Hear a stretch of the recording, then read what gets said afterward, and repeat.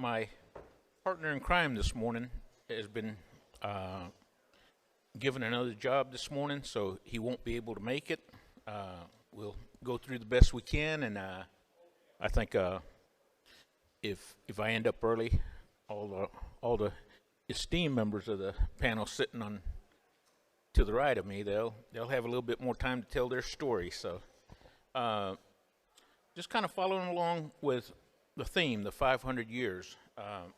For us, we were interested in telling the story of our tribe for the last 500 years, so that when you go on a field trip, you'll be able to look at the resources we have out there and have an understanding of how we as people have adapted to this environment of South Florida.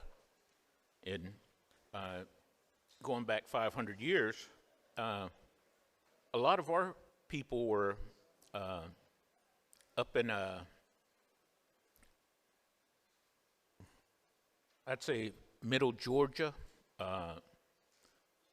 middle Alabama, and so on. And for a lot of y'all, y'all probably know all the history anyway.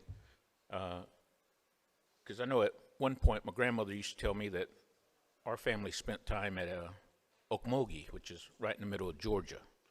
And by her timeline, I think it probably went back about 600 or 700 years ago. For us as a tribe, like a lot of other tribes, and I know Dr. Frost mentioned it, a lot of the groups that were here prior to us that came to be called Seminoles showed up. For us that speak the Miccosukee language, we call ourselves Illipunit. So that's our own name for our people. A lot of the history at that time of the people that were here, as we came south, we assimilated them into our groups, and we account for these people. The tribes that Dr. Frost mentioned, what is it, Timucuan, or? Timucuan. Yeah, Timucuan, the Calusas, the Appalachee, and so on. We as a tribe assimilated them in, and we still differentiate between the families because we follow the clan system. So we will, if we come in and there's a group that comes in that's kind of close to us, but they're here, we would give them a definite clan name and know that history of that group of people. And I think the last group we assimilated in was probably the latter 1800s, and that's the newest clan we have within the tribe.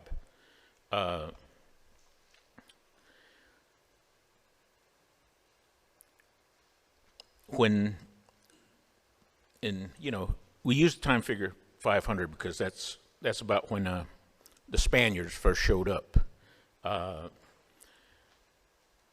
When they started exploring around Florida, South Florida was a little too hostile of an environment for them, so they didn't really mess around too much down here. And some of the tribes down here were pretty mean too, so they worked up in North Florida, up around Jacksonville, St. Augustine. They'd work West Florida. But about the time they came in, they sent a fellow by the name of Hernando de Soto, to explore this region and, look for gold, whatever. And he did follow it to the source, but I don't think he ever found it. I think he went all over the southeastern United States, but from his exploration, there was a large population die-off, and it created a lot of open space. So as northern population pressures increased, our group continued to move south. And I know it amazes me as a tribal member that I can go to sites like what is it, Cahokia up in Illinois. I can go to Georgia. I can go to Okmulgee. I can go to what is it, Kolomoki site, and as a tribal member, it's fascinating to walk those grounds because they're laid out the same way we still practice our traditions today. So it just totally floors me, and it's good to see though because it lets me know that we're still keeping some of our cultural identity as a tribe together. I guess the real history of what became known as the Seminoles were kind of formulated back about 200 years ago, and at that time there were a lot of changes going on, and like Dr. Frost said, climate change, it affected everybody. The changing, the economic patterns of the world was changing. The late 1700s, they made the cotton gin, so, the large businesses, the money people, as he mentioned, they looked at the southeastern United States as the next opening of territory. In the Carolinas, the Europeans coming in had instituted, the larger tobacco plantations and so on. They were successful with it. So with the invention of the cotton gin, it made cotton growing more profitable. So they looked at the lands that the Creeks, the Miccosukes, the other tribes, the Choctaws, that we inhabited in southeastern United States. So they made quite a bit of push to grab what they can. And I think on the way to Jackson and those guys, when they were going to enter into the War of 1812, they stopped along and fought a couple of battles, Horseshoe Bend. And when they won that battle, they brought in a bunch of chiefs, which really didn't represent us, but they got them to sign a peace agreement ceding a lot of territory in the southern part of Georgia and Alabama, Mississippi. That whole time, within that same time frame, climate change was playing an important part. Right about the time the War of 1812 was ending, I think it was Mount Tambora that erupted in Southeast Asia, and that was the largest eruption at the time. And we were still, the climate, or the planet was still experiencing, the tail end of a cold snap. And within that time of the War of 1812 was going on, ending, there was that eruption caused quite a bit of a climatic disruption in Europe. It led to a mini ice age, and a lot of crops were failing around that time. A lot of farmers, even up in the northeastern United States, I think there was one year they called it the year of no summer, and there was massive crop failures all over the northern hemisphere, and that led to an increase migration of the ethnic population groups. You ended up with, the Scandinavian folks settling into, around the lake areas and so on in the early 1800s because, they had to get out of there. They couldn't grow enough food back home, so they come over. And it's very similar to what's going on now with people coming up from the south. But for Europeans, when they came in, they looked to the south because, the tribal members that were down here, still had fields and so on. And I know there was a mention of the First Seminole War, which occurred about 200 years ago. what led to that was there was a lot of starving soldiers that hadn't gotten paid, wasn't getting supplied by the federal government, so they looked to the Indian communities that had food. So they would conduct raids on us to steal food so they could survive. That led to retaliation. That led to all kinds of stuff, and that ultimately led to what they call the First Seminole War, and it started right around the Apalachicola River area. There was some mention of runaway slaves joining us and so on, and there were, because as the economics of the America was growing into the cotton thing, they needed a lot more labor, so they were bringing those folks in, and they those that could get away came down into what was called Spanish Florida, but that's where we were at, and they joined our groups, trying to figure out how to survive on a strange continent, and we were pretty peaceful while the Spanish were here. We had our trouble with them back, 500 years earlier, and the one thing that we did get from the Spanish 500 years ago was we got cattle, and a lot of tribal people were pretty successful in the cattle operation. So we've been herdsmen, and, owning livestock, I guess, for 500 years here in Florida. As the hostilities ended, and there was an effort, just like Horseshoe Bend. As the War of 1812 ended, part of the agreements I think it was the Treaty of Ghent, specified that all Indian lands that were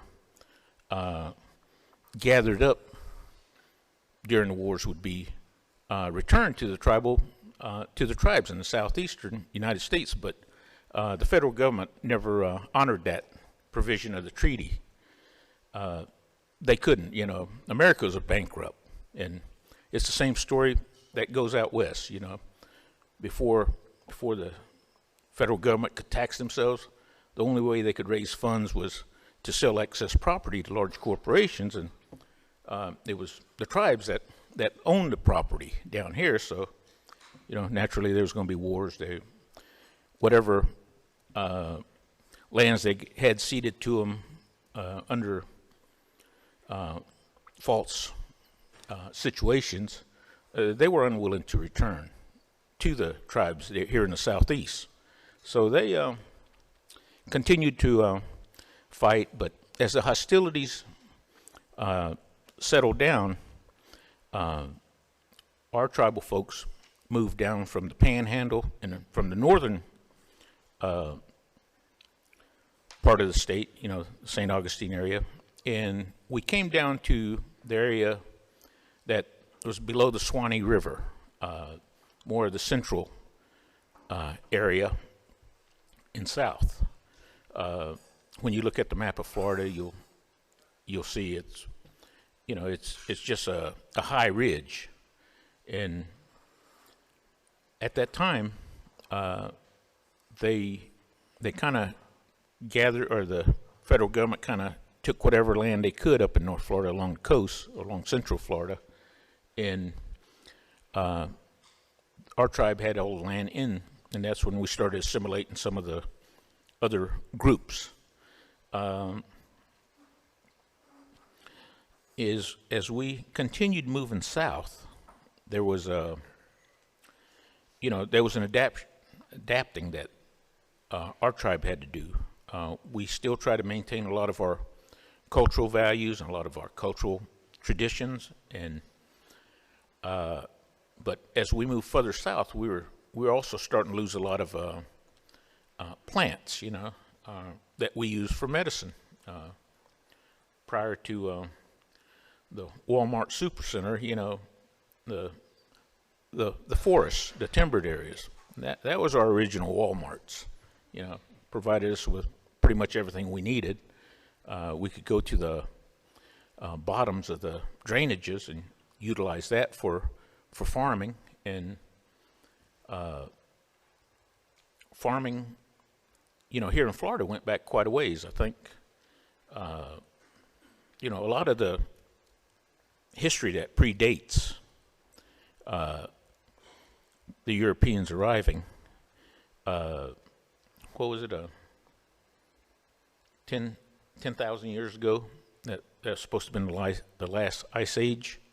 I imagine where we're sitting, the water level is probably almost up to the ceiling. There were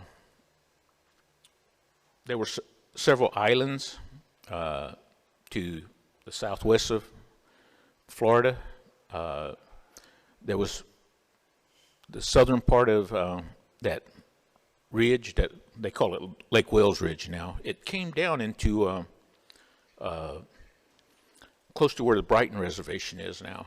And I think at that time, as the waters came up, our people came up and settled around there and started raising corn. You know, we'd gotten corn, you know, thousands of years ago from Central America, you know, back during the Ice Age, before it melted. You know, the distance to travel between Florida and Central America was not that far. You know, some places it was probably just as close as Cuba is to us today. So there was a lot of travel, a lot of trade between tribes of both Central America and Florida. We, as we move further south, for a lot of our medicinal plants and a lot of traditional stuff that we had to use, we were able to take the cattle, the meat production from the cattle, the corn we were producing down here, and we were able to trade that for the plants we needed from the group still further up north. I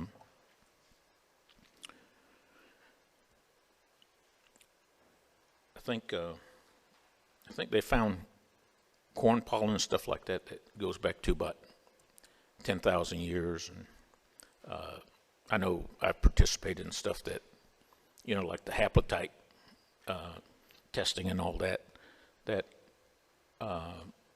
I think ages our group to at least over 50,000 years. And I know within our own oral history, you know, we have stories of natural events that occurred in North America, you know, 50, 60,000 years ago. And I know most tribes sitting out there, they have those same legends. They have those same stories. We know we've been around, you know, the southeastern United States, and, you know, for way longer than what the academics placed us.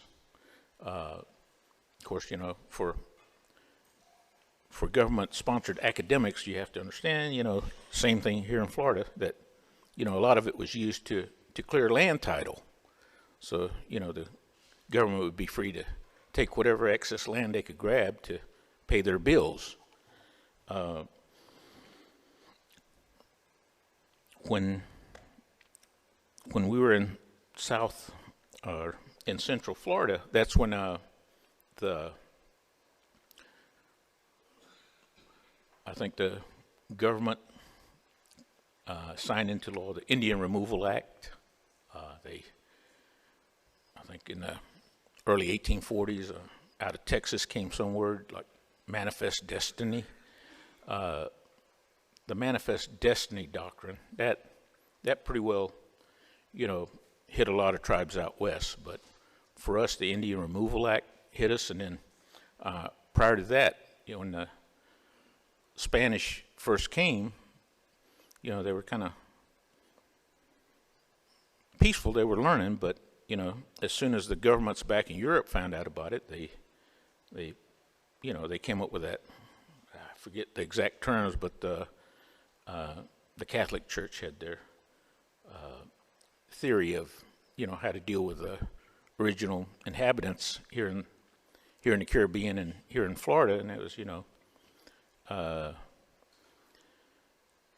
convert them, make them serve us willingly. If they resisted, make slaves out of them. And if you couldn't make slaves out of them, or if they didn't make good slaves, they, exterminate them. And that was the official sanction of the European churches at that time. And somehow our folks here in not South Florida, but here in the southeastern United States, we managed to survive through that. When the Indian Removal Act came, one of the things that instigated, the actions here in Florida was, at that time we had some communities there up in Central Florida, up around the Gainesville area, up around the Alachua Prairie. At that time it was a wetter site, but the vegetation was very good, as mentioned. A lot of burning going on, so there was quite a bit of cattle in Florida. And as the settlers came in, they rustle some of our cattle, and we go and take it back, and it kind of led to further hostilities. As that evolved, we came even further south. We were more confined to South Florida.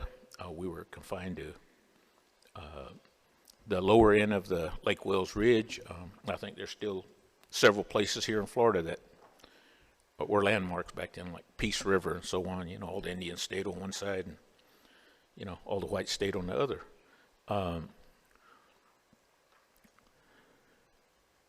At that point, we started losing a lot of our cattle, because as you move further south, the rangeland gets poorer.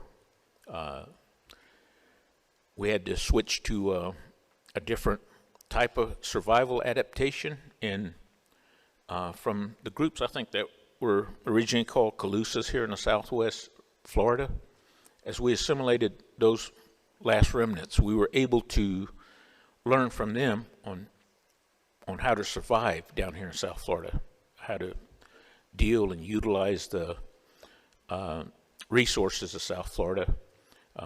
From those groups, we were able to learn, what some of y'all on the tours saw yesterday, the chiquis, the structures that we used to live in. That was an adaptation that our people had to make to deal with the heat and humidity here. And that in turn, that type of housing, is very prevalent in Central America from, ages ago. So, there's been a lot of exchange of information, exchange of ideas, and, hopefully as we go through the meeting here and you all go on a field trip, maybe you'll be able to take something back to your place. I remember, 25 years ago when we had trying to start the fire school down here, we had folks come in from Lake State, so we were showing them, airboats. Hey, you can use these, and a couple of years later, I started seeing airboats being used to harvest wild rice. So it was to me, it was a good thing. From some of the original populations that were here down along this area, Miami, and over in Southwest Florida, we learned how to use the medicinal plants and so on that are used here, and that helped us out quite a bit. At that time, we were also, a lot of our tribal groups still had small communities. We would, it was seasonal communities. During wet seasons, you went up on high ground where there'd be an abundance of food. During the dry seasons, you'd go down into lower areas that were wet, and that kind of helped maintain the the availability of food. You know, if here in South Florida, if you live in one place too long, you're gonna deplete all the food sources around you pretty quick. So a lot of our groups still maintained I guess a nomadic lifestyle, and that was kind of learned from the wars, some of the actions in the 1880s. I know when I was young, I had the privilege of living with my great-grandfather, and when he was young, he learned the stuff of raising food. You know, during those times, we couldn't grow food in one garden. We had to have small gardens planted everywhere, so they would utilize the slash and burn methods that still practiced today in Central and South America to clear out the middle of a hammock and plant a garden there where, you know, the military coming by couldn't spot it, or if they spotted one, you know, if they wiped that out, you still had other food sources that you could go to. And I remember going along with my great-grandfather as a little kid, you know, and he still maintained that practice of having several small gardens scattered, you know, miles from his campsite. And, you know, that kind of world that I grew up in doesn't exist in Florida anymore. The reservation you'll be visiting tomorrow, Big Cypress, it still had sheet flow. So I remember as a small kid, you know, the water coming up, he'd get in his canoe and he'd go to, you know, harvest his garden.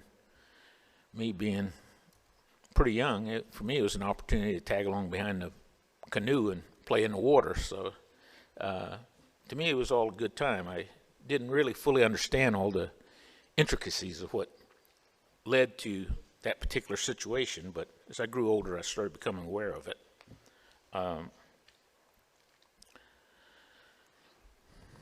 About the time I was born, there was a change in Florida. I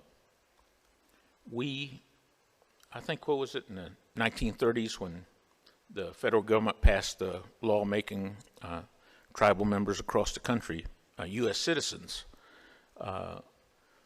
That applied to us, but since we had never really signed any treaty agreements and so on with the U.S. government, the state of Florida wouldn't recognize us as citizens of Florida.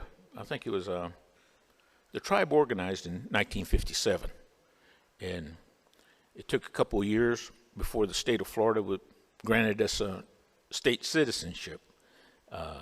I think it was 1959. I remember being told about it. I was pretty young, but what that opened the door for was a lot of our tribal youth then could go to public schools.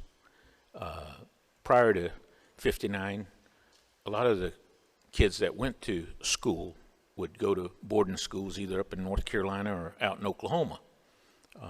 Very few went to public schools here in South Florida because, you know, as non-citizens, we couldn't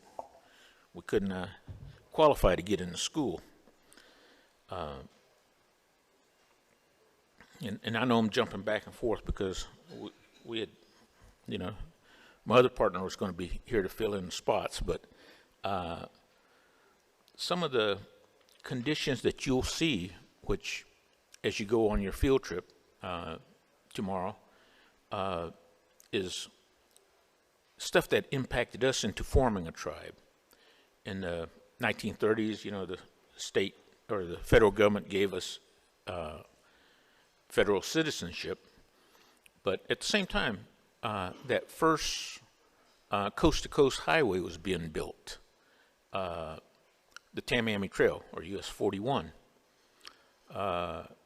It was quite an enterprise, and a lot of tribal members worked on it to, you know, because they needed somebody to scout the land out ahead of them and, you know, lay out the stuff so that construction crews wouldn't get lost out there.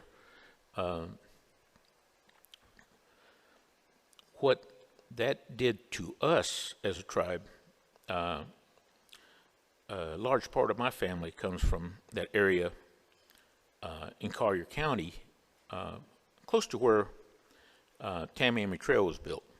And some of those old cultural sites, or not cultural, but the old campsites and so on, counted on the karst formation of the geology of the state of Florida to provide, clean spring water to maintain your camp, to have good water, good drinking water.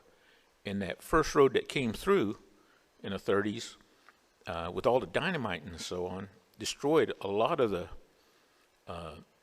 fresh water sources in South Florida, south of Tamiami Trail.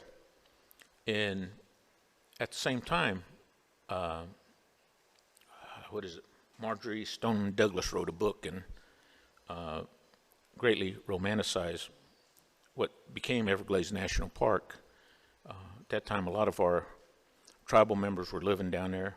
A lot of our, and they were maintaining a livelihood. They could hunt, they could gather food down there. They could sell those goods in town for whatever goods they needed from town. It also created, some problems again, in the 30s, as the idea for Everglades National Park evolved. They had to get the tribal families out of that area. So the state formed a state reservation, which you'll go through parts of tomorrow.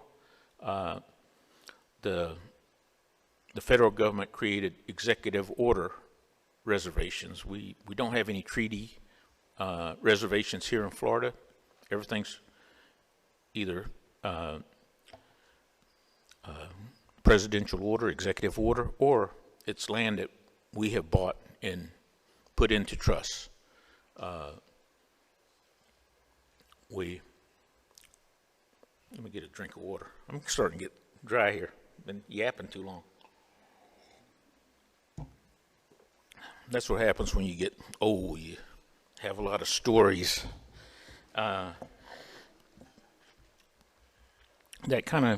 Those actions in the 30s led to the formation of the present community structure. Back in the 30s, this area would have probably been underwater. Just to the east of us, there was a place called Doctor's Island, which if you drive around, you'll see it's about 7-8 feet difference in elevation. That's a big hill for us down here. But we evolved from that separate sufficient groups into having to move on to the reservation land. They reintroduced cattle during that time on these executive order reservations to kind of induce a lot of tribal members back on. If you go down Tamiami Trail, you'll find a lot of camps that are situated along the Tamiami Trail. Those were actually camps that were developed on the trail from the spoils from the road construction.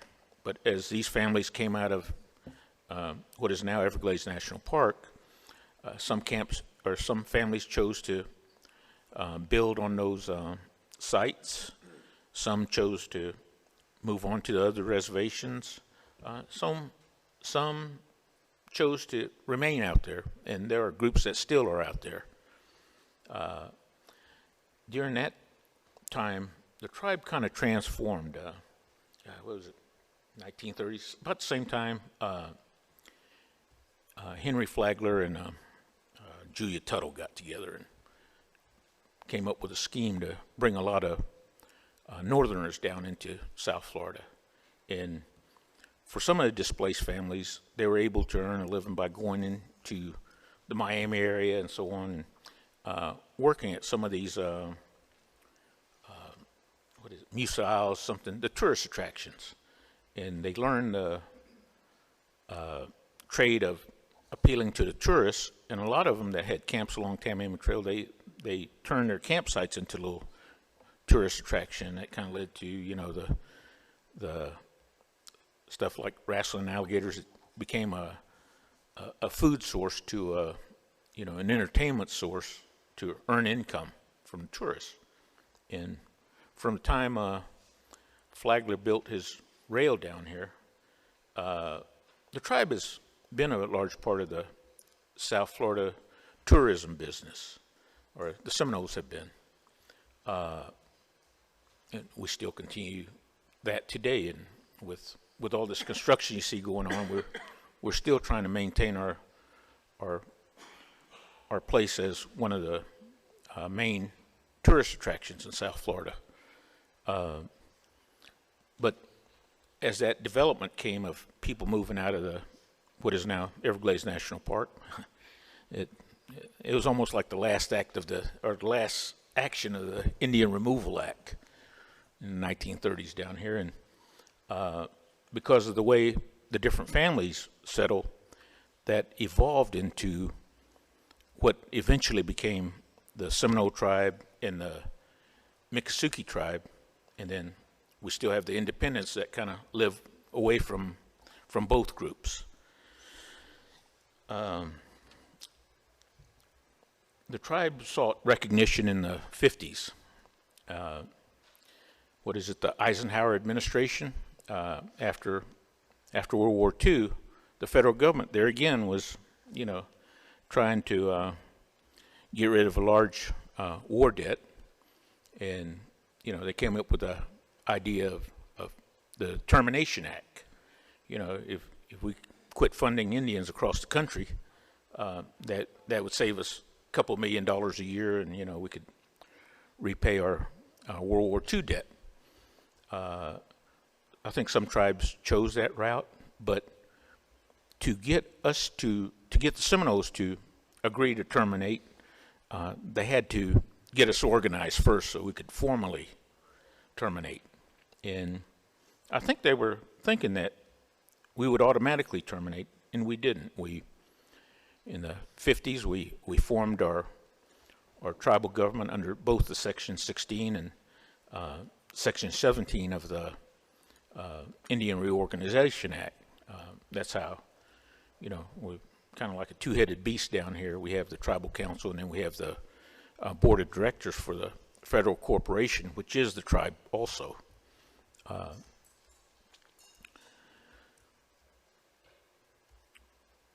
A lot of our elders at that time, I guess they would have been my grandfathers,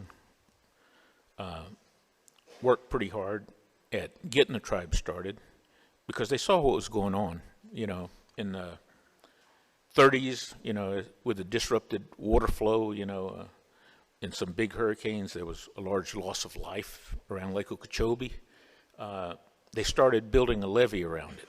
And then that continued on in past World War II. When the war ended, I guess they couldn't turn 1 million Seabees loose on the American economy. They were able to keep them in the military and help by sending a lot of them down here to help drain the Everglades. And by God, they were pretty successful at it. They drained a lot of land, and as that occurred, a lot more land became suitable for farming. So a lot of the land that had been used for forestry here in South Florida and Southwest Florida were converted over into farms, the small farms, and throughout the time our tribe was forming, the whole economy of South Florida was changing. You know, we became the winter garden spot for the United States. That in turn, as our tribe first got into modern business as a tribe, that was one of the things that we looked at, was farming as a way to convert our wetlands into pastures for cattle. And we still maintain a lot of cattle down here. I think we're one of the top 3 or 4 here in the state, and nationally I think we're in the top 10 as a cattle producers. We're pretty lucky. Yeah, we even have a tribal member that's serving as the president of the Florida Cattlemen's Association. So, you know, we had to kind of push to get him on there, but it worked out, and the young fellow does a good job of keeping our cattle business in the forefront of discussions. A lot of things we were able to do within the tribe, you know, the animal identification and so on. We as a tribe, we embraced that, you know, 20 years ago, and I think the rest of the country is now starting to catch on to using it. All this development, about the same time we became a tribal government here in South Florida, all the drainage of the land had, I guess, some adverse impact that they hadn't seen or thought about. And they started getting a lot of large fires in South Florida. It was destroying a lot of the tree islands and stuff that we, you know, the tribal members had used.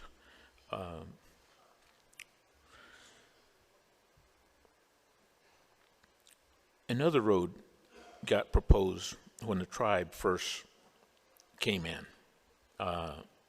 And the tribe supported it because they wanted access, you know, and they wanted to be able to develop their land. I remember as a kid, you know, with the sheet flow and so on, you know, there was quite a bit of diseases and stuff that affected the kids. So, you know, the tribe wanted to drain the land. So in the early 60s, they started digging canals out on Big Cypress and Brighton. But that just created another change. And then in the late 60s is when they came up with a second coast-to-coast road in South Florida, the Alligator Alley, which you'll go on a tour tomorrow, that further changed the environment down there. The historic water flows were gone. More of the natural karst formation springs and lakes here in South Florida didn't function. We had a lot of large fires, and you'll see it tomorrow. We had a lot of vegetation coming up, a lot of exotics, a lot of native, that just because of the change in the water levels came, and the reservation's land started getting very brushy. That in turn led to a lot of fires on the reservation, and I think it was the early 70s when, after several fires on Big Cypress, the fire program was started. Originally it was under, I think back in the old days, for the dinosaurs in here, I think they used to call it BLO or something in the Bureau of Indian Affairs, land operations or something, and they tried to maintain it, but at the time in the early 70s, the fire program nationally was evolving in forestry. So that's when they started the forestry program here at Seminole in the early 70s. And I was just reminiscing with Jim a while ago because I kind of remember that, the South Florida Interagency Fire Council, the agency was one of the prime movers in that, and getting a lot of interagency cooperation set up. We needed it because there was large tracts of the sawgrass, large tracts of the timber that were being burned, and due to the fact that the vegetation was changing, they were burning with a lot more intensity than, historically had been burned. So we got some cooperation there. About that time, I think, an awareness of some of the drainage issues here in Florida had been identified. So there again, the page turn, and back during the 80s, 90s, even to today, water issues is one of our foremost issues here in the tribe. Because,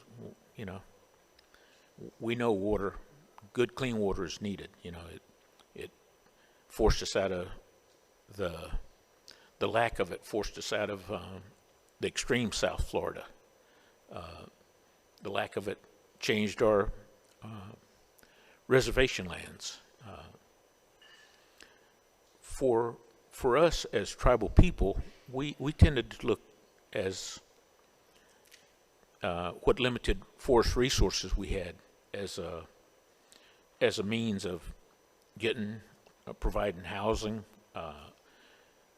mainly, for the medicinal value, the food value out there. Since World War II, the timber industry wasn't that big of an issue in South Florida anymore. So the tribal members didn't really look at it as a log and timber enterprise. They looked at it as maintaining a lifestyle, maintaining sustenance off the land. And I think for those of you that have worked with us down here, doing some prescribed burning, we put you through an exercise of, having to split up burn parcels to burn smaller pieces, and we were trying to identify certain medicinal plants or certain plants that the grandmothers needed to make a certain thing. So we kind of adapted our burning style to that to address more of the community needs rather than what the BIA manual requested.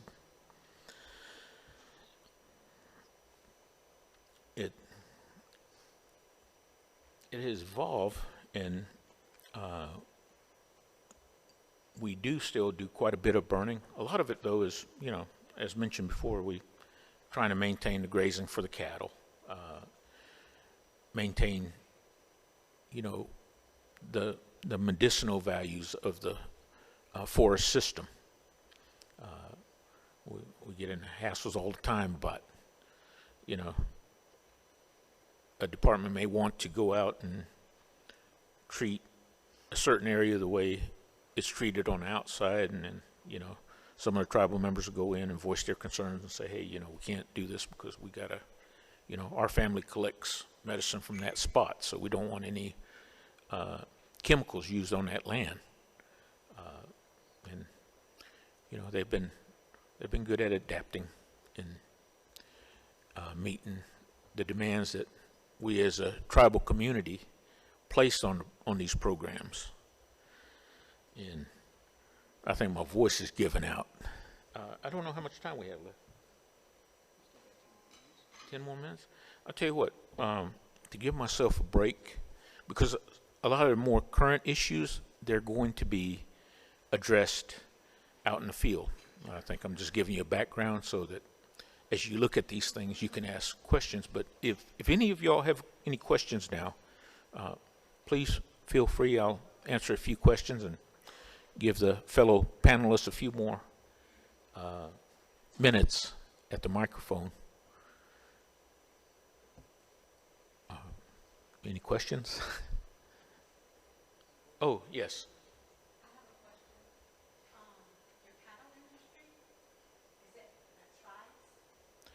The tribe maintains several thousand head, but the majority of it is individually family owned, and we run it as a cooperative. So I think we've got 70 or 80 families now that may have, 100, 200 head of cattle.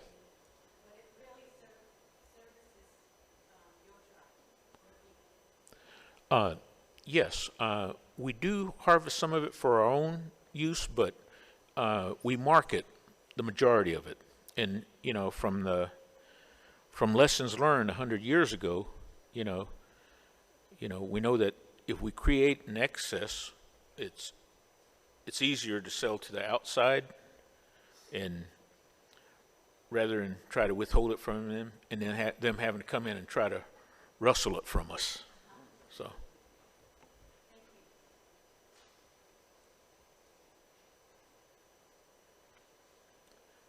Well, if that's it, I'll pass. Oh, we got one more. Tanahan Trail Yeah. yesterday, and we were told that some of your members are still living in chickee houses and maintaining a lifestyle, kind of a traditional lifestyle. And seeing the camps out there and some of the housing with the chickee roasts and whatnot, it was kind of interesting to see that that's still being maintained.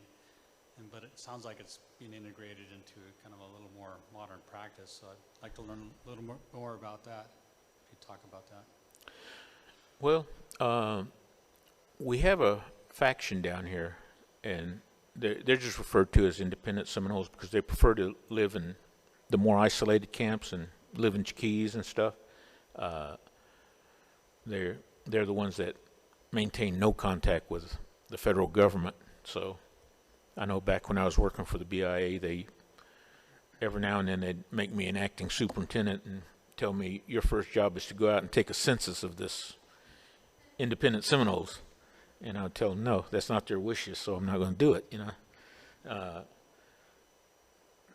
I think the federal government had some account sitting in a bank somewhere that they had to dispose of, but there are still about 3 camps that I know of, but individuals, they may live on the reservation, they may live in other camps, are independent. They maintain no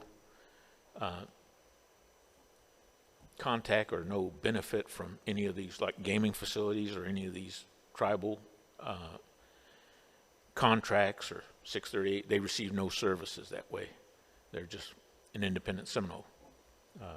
And I know here in South Florida, in our evolvement as a organized tribe, that kind of led to the splitting of our people into the Seminole and the Miccosukee tribes, and the Miccosukee tribe's insistence on being dealt with on a nation-to-nation basis instead of through the BIA eventually led to the formation of the Self-Determination Act that Nixon started talking about, and I think after he left, they were able to start putting those, the 638 contracts out to tribes nationwide. So, but that was something that evolved here because the Miccosukees weren't going to deal with a Indian agent.